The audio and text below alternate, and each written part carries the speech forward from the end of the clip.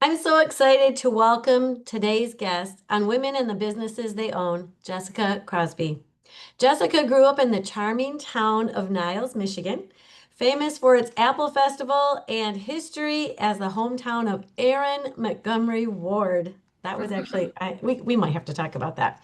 He's the founder of Montgomery Wards, if anybody can remember going that far back. After attending Grand Valley College, because that was before it was a university, Jessica built her life in West Michigan, raising three amazing kids who are now thriving adults. She loves cheering them on as they take risks and grow and create adventures of their own. Beyond family, Jessica followed her passion into interior design and entrepreneurship, creating spaces that feel as beautiful as they are personal. Today, we'll dive into her journey of building a business, balancing life as a wife and mom, and the stories behind her design inspiration.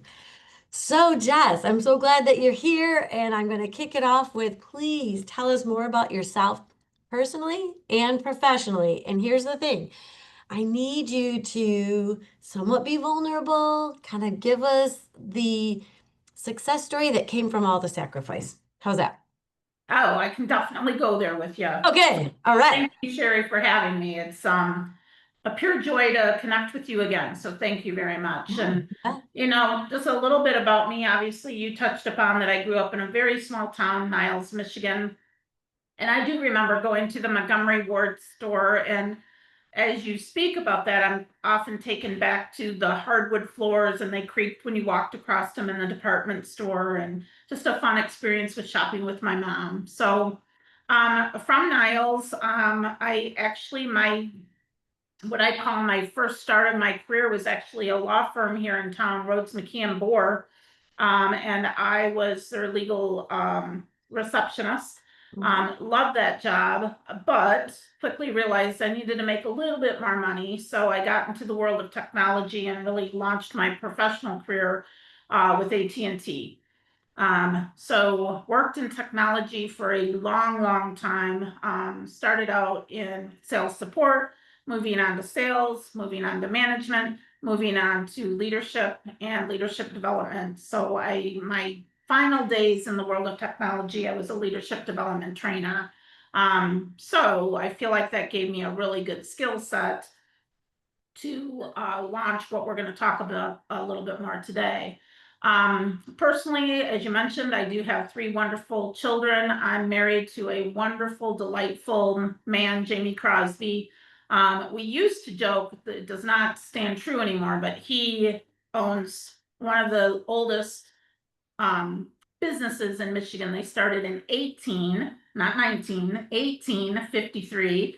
Oh my And, God. back when I started in 2018, we kind of made the joke, he has the oldest, I have the newest, and, maybe the two should meet. But now, 6 years in, we can no longer say that. We have found some successes here at Delight Remodel and Design. So it's been a fun ride, and really, really encouraging to watch us blossom and grow. Well, and it sounds like if when I was sending information to you about getting together today, did you go through a completely new web design or We did, yeah. We recently, thank you for calling that out. Yeah, so for a whole plethora of reasons, when I first started the company, it was called Delight in Designs, which I thought, it's kind of a rookie mistake. I thought, oh, this is a pretty name and everybody will get it. It's, we're having delight in all the designs of the home remodels that we do. And it was actually a real challenge, even just over the phone, trying to tell people what our website was. Is it and? Is it in? Is it like, what is it? So um, we wanted to get the remodeling portion of our business front and center. So we did just go through a rebranding, which was a whole ton of work, as I'm sure you will know, and have changed our name officially to Delight Remodel and Design.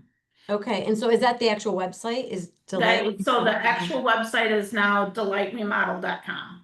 Okay, perfect. So people can find your website there. Yeah, yeah. And that's awesome. And so did I hear correctly that your business now employs your husband? Did I pick up on No, that? no, No, sorry if okay. that's confusing. No, Okay. he's off doing his own thing.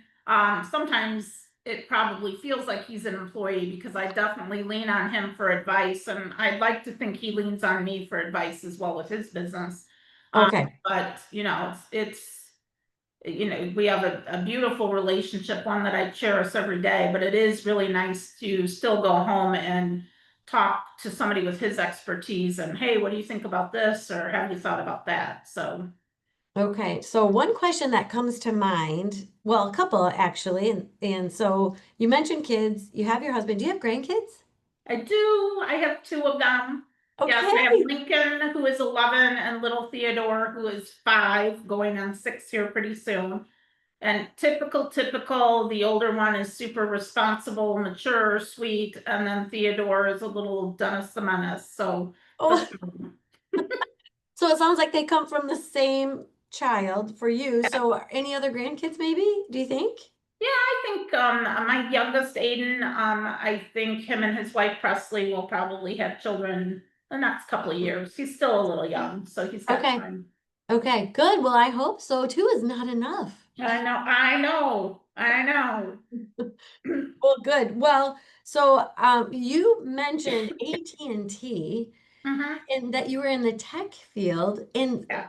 okay, so I'm floored by this. You are one of the rare people I know that can do, what is that, right brain, left brain, to be creative and technological. Am I saying this correctly? Like, tell me what that's like for you. I mean, how did you transition, or what made you go from this tech field to the interior? Or when did you know that you were creative or that you wanted to go into this space? How did that happen? So it is kind of twofold. Um, when you design a data center, there is some design elements to it. Now, I have to be careful how I say that because I don't want to pretend that I'm in there teching out data centers. We definitely had engineers that helped with the scope of work. But you're still selling the pieces, the parts, the components to a data center. So they are similar. However, I will say that I have always had a passion for design. My mom was one that very much was repainting, remodeling, doing all the things to the house that we had growing up. And then once my sisters and I, excuse me, got to be in our teenage years, we too were rearranging mom's furniture, or, hey, can we paint our bedroom yellow? Or, all the things that go along with that. And that transition to dorm rooms, to in my early adult life, friends started asking me, hey, can you come over and help me do this or that? So it's always definitely been there, but I'm so appreciative of my professional first chapter as well, because there's so many skill sets that I just lean into that help me along the way with this business. So Yeah, I think people forget about that a little bit because, and I've talked about this before, when we go into business, we go into business thinking we get to do what we love yeah, all day long. But in yeah. reality, you go into business and you are HR, IT, maybe compliance, you have to learn all of these things. You have to pay bills, work with a CPA. I mean, it's just like, well, wait a second. I really just wanted to design people's homes. It's so true. I have a team of 3 designers on my staff. So I still get to dabble in it and still get to, whether they not like it or not, I'll still, hey, I think brown throw pillow will look good on this. And so they definitely come to me and ask for opinions as we start to curate design. But yeah, I am no longer doing that piece of it at all. So Well, so I am going to ask you a couple of different unique questions that I'd like to hear that hopefully will inspire our listeners a little bit. But do you have a pinch me moment when you realized I'm really doing this? I have my own business? yeah, and it happened. I was very, very lucky. It actually happened very, very quickly.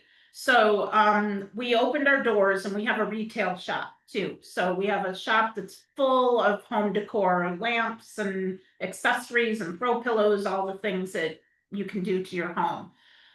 When we opened that, we also were advertising that we do remodels. And the day we opened, we had a woman say, talk to me about this remodeling and design service that you guys offer.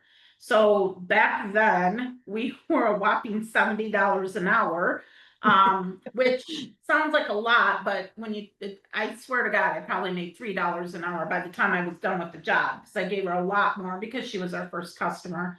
The deliverables were just a lot more robust. But yeah, her name was Maureen, and we hit it off, and we started out with window treatments, and then it lended itself to flooring and bar stools and some other things in her kitchen. And we have not looked back ever since then. We've been able to have design build opportunities flow through here on a very regular basis, which has been really, really fortunate for us. Can you fill in me and our listeners? What's the name of your retail store, or where can we find you? Yeah, you can find me at 5430 Northland Drive. So for your listeners, if they are aware of where the Score is, that's a pretty popular restaurant. We are kind of across the street, kitty corner, and we've got black and white awnings. Curb appeal needs a little help because we're in a strip mall. But it's delightful when you walk in here. It's just we try to make it fun. And right now, obviously, we've got Halloween and fall out. We're getting ready for Christmas, believe it or not, in a couple of weeks. Oh, So just a lot of fun, personality, quirky, unique things that are in here. so I would describe you as being next door to Blue Water Grill.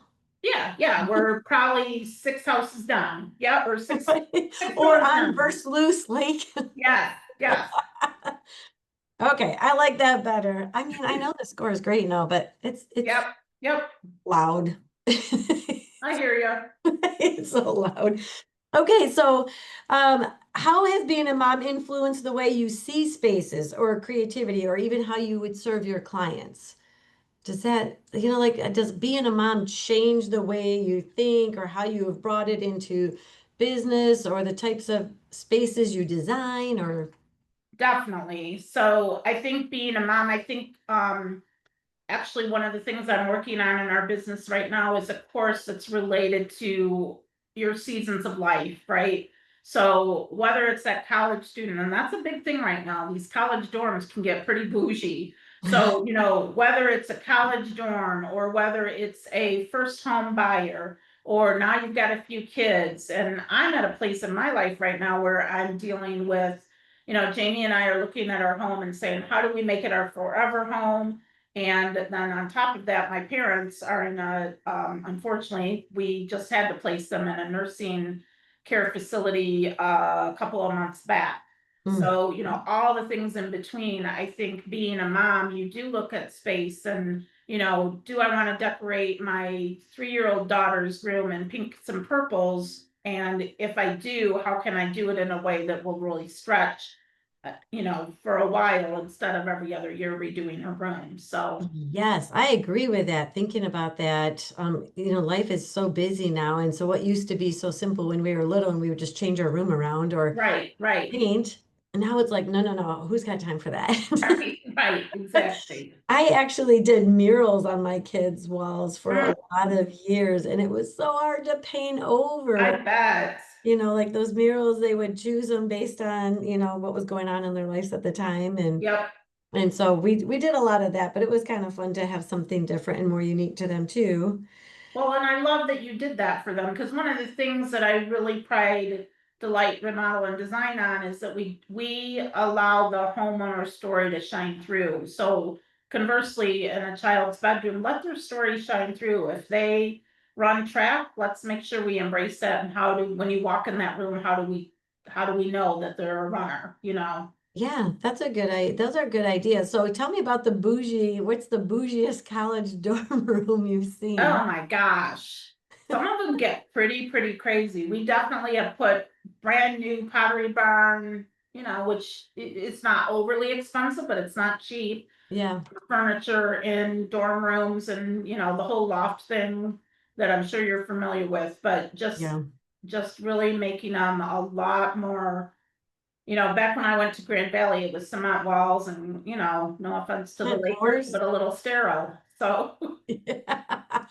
I know. So I was, it seems like we had to bring in our own carpet remnants or yeah, something, because it was yep, cement walls, cement floors. It was just yeah. the lofting was harder, more carpentry, drilling. It's Mhm. crazy. And It's definitely different today. It is. Right? It is. And it should be. So when a client comes to you feeling overwhelmed, that would be me because it's not my world, but you want things to look nice. You want things and you just have all these ideas and you don't know where to start. So how do you reassure them that that dream home is possible?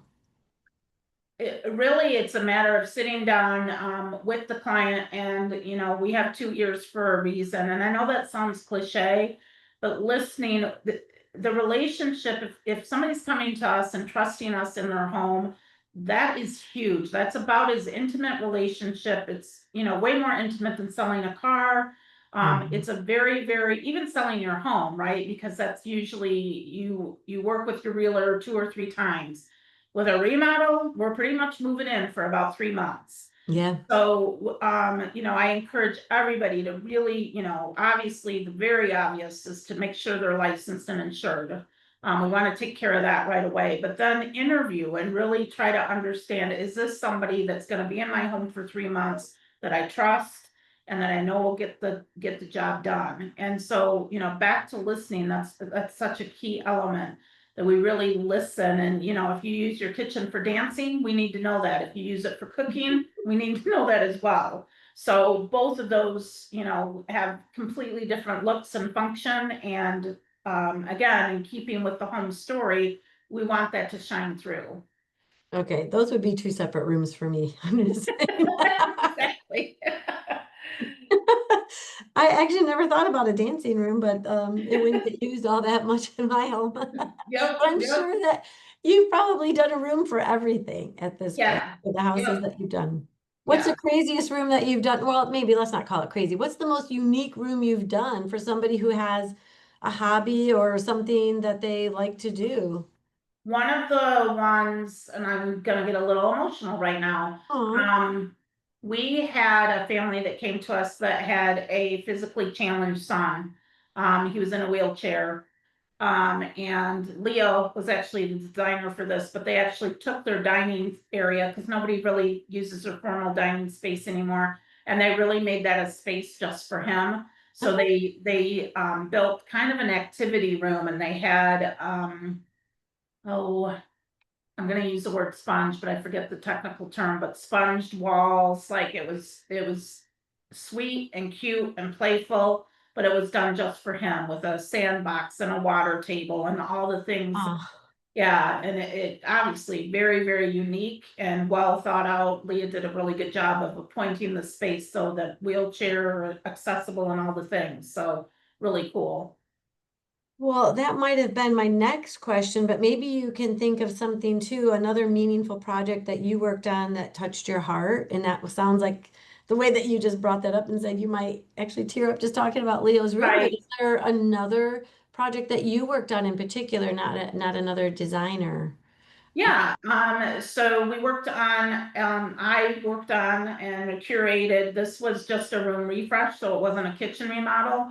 But it was an older couple that came to us and really, really, again, putting some thought into how do we make aging in place safe for them? So, silly things like cord management so that we're not tripping over cords, and Oh, just yeah. all the detail that goes into that to make sure that it's a safe space for them. And probably, I guess, the biggest delight of that was the reveal, because and that's always one of my favorite parts, but when you walk in and see that reaction of the wife loving it, but even more so the husband really getting it and loving it, because each step of the way he's kind of pushing back, oh, we don't need to spend money on that, and she typically would get her way, and then to see the reveal and see his reaction was super rewarding. So So when you do the review, do you have a phrase like move that bus?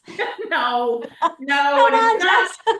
It's not quite as dramatic as that. I wish it could be, but keep in mind, we only do remodels. So they are seeing it pretty regularly, even though we ask them to stay out of there. Right. Oftentimes we know they're peeking. So, Yeah, yeah, you can't keep that tarp or right, that plastic hanging there. right. Don't look.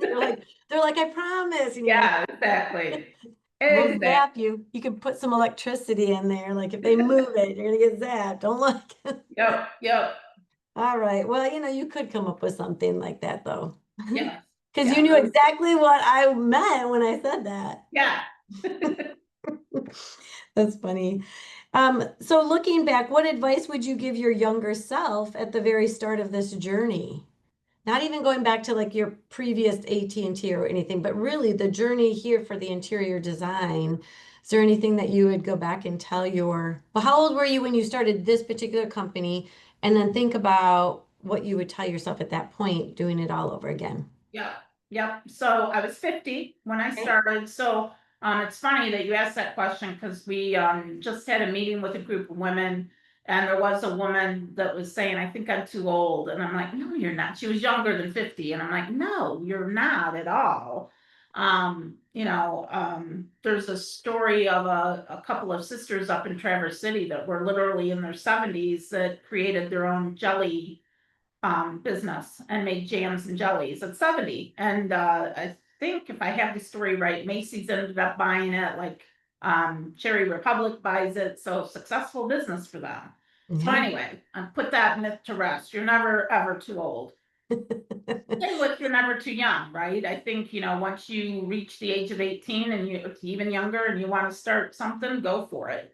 And So then that's what you would tell your younger self is you're not too old, like going yeah, back. Were those fears that you had when you first got started, even at 50?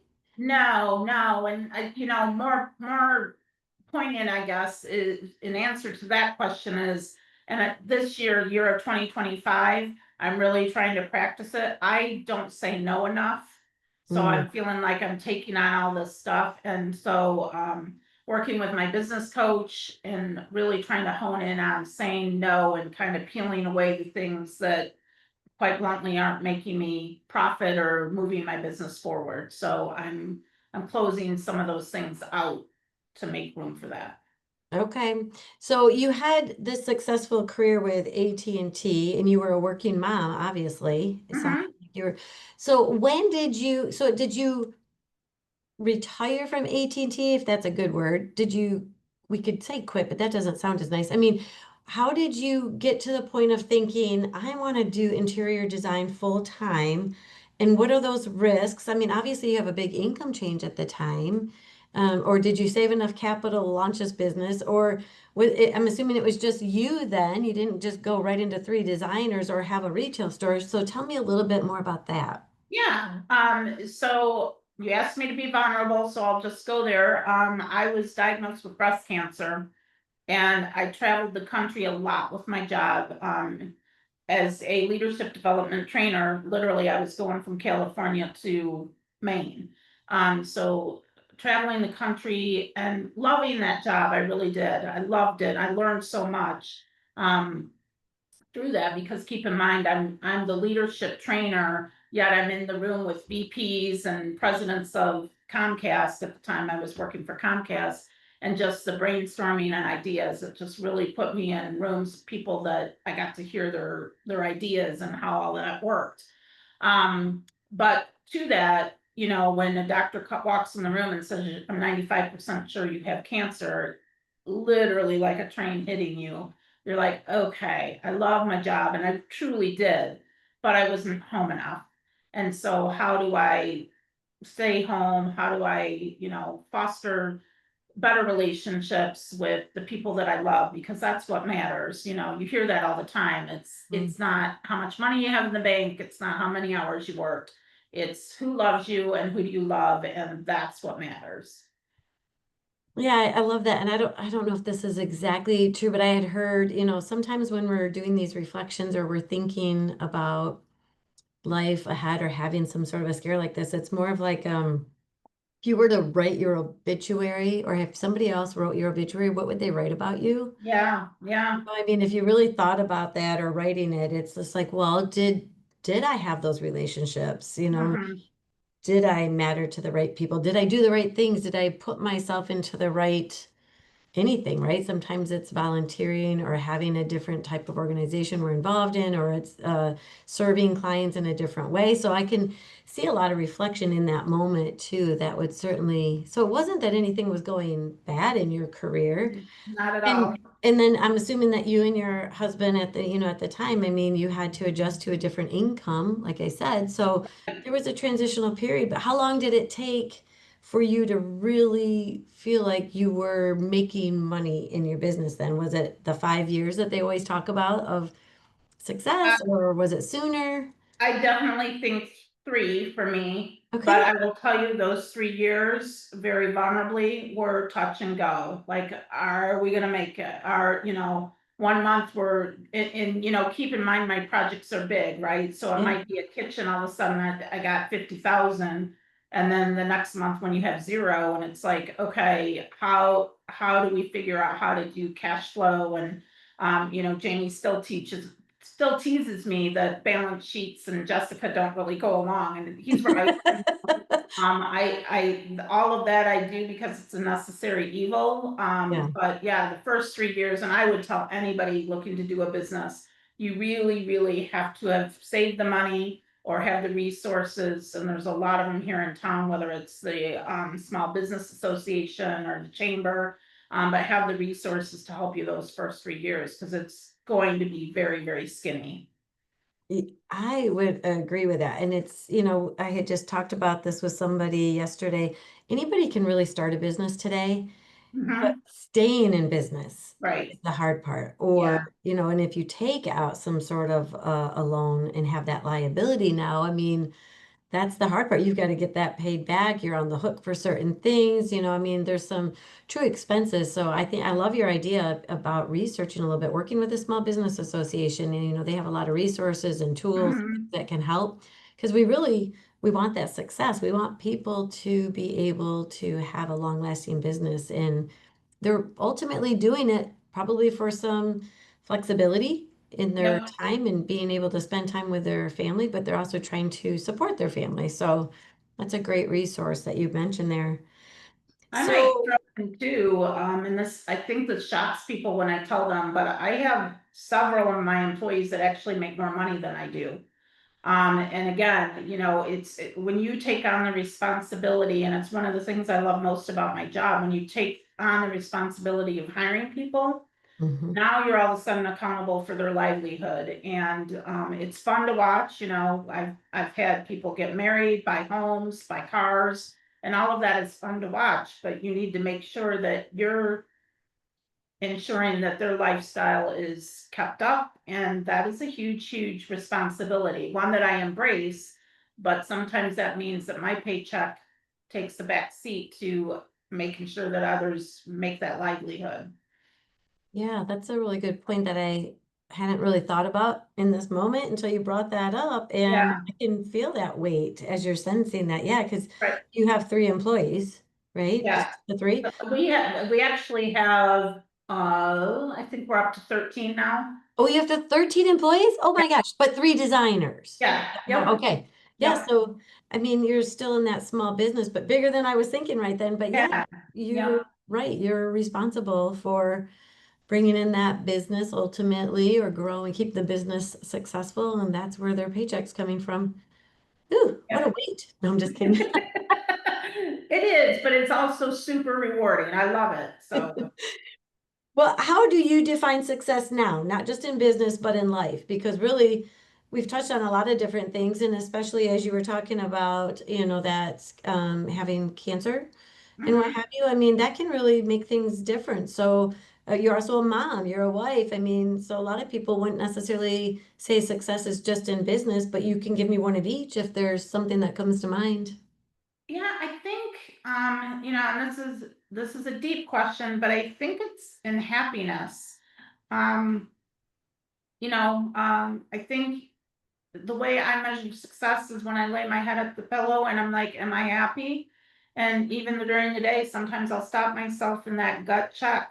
Am I happy? That doesn't mean I don't get stressed because I do. But I can genuinely say I'm a very, very happy person, both personally and professionally. And I don't know that a lot of people, if they really do that gut check, have that blessing. So I really, really feel lucky and fortunate that I am so happy with the way things are going, both personally and professionally.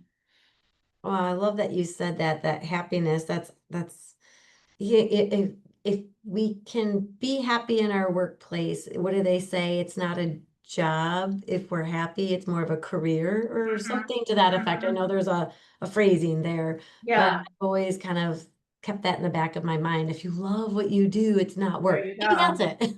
Yep, There you go. there you go. Came If right you love up. what There we you do, go. it's not a job, right? Right, right. So, um, when you think about your home, are you one of those interior designers that has a really cool, trendy, updated home, or do you tend to do everybody else's before your own? I would definitely say I do everybody else's but my own, but I I feel my kitchen's awful, terrible, but I do not cook. So Oh, it's like, all right, there's a kitchen, and if we make hot dogs one night, it's good enough, right? do you dance in your kitchen? Yeah, pretty much. Pretty much.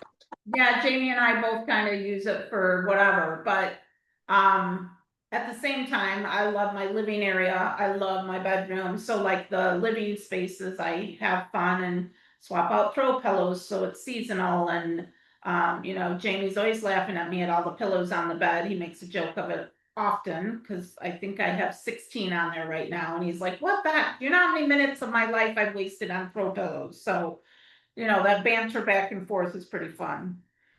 Well, at least yours is a fun banter. My husband is always like, why do we have to have pillows everywhere I sit? There's pillows. They're on the bed. There's pillows. Can't. Yep, So mine doesn't sound like fun banter. Mine is more like complaints and like, yep, what's with the pillows? that's funny. I don't actually change mine out season to season, but I do like the pillows that match the room, like Oh, right for there. sure. And I'm always fixing them because he always moves them. Yep, yep, I don't very know. common. Girls just came out wanting to have this pretty and Yeah, for and sure. pillows. Pillows go with pretty. They just do. They do. They really do. Well, I wanted to just mention this for our listeners, whether you're running your own business or just dreaming of taking that first step. I hope Jess's words encourage you to trust your skills, bet on yourself, and embrace the strengths that you bring to the table. And if her story resonated, don't keep it to yourself. Share it, subscribe, and let someone else be reminded your journey is valid, your voice matters, and you're not alone. And now I'm going to just ask Jess a couple of lightning questions because I want to bring out a little bit more personality as well as some of these things with interior design, which are gorgeous. I love your, even your backdrop. I'm looking, I'm like, that's perfectly placed here, and you've got some variety of colors and Thank you it's very perfect. much. And I'm going to sit up big. Don't look at my background. So here, tell me really quick if you can, coffee or tea? Neither. Okay, fine. What is your drink? What's the neither? So unfortunately, very bad for you, Diet Coke.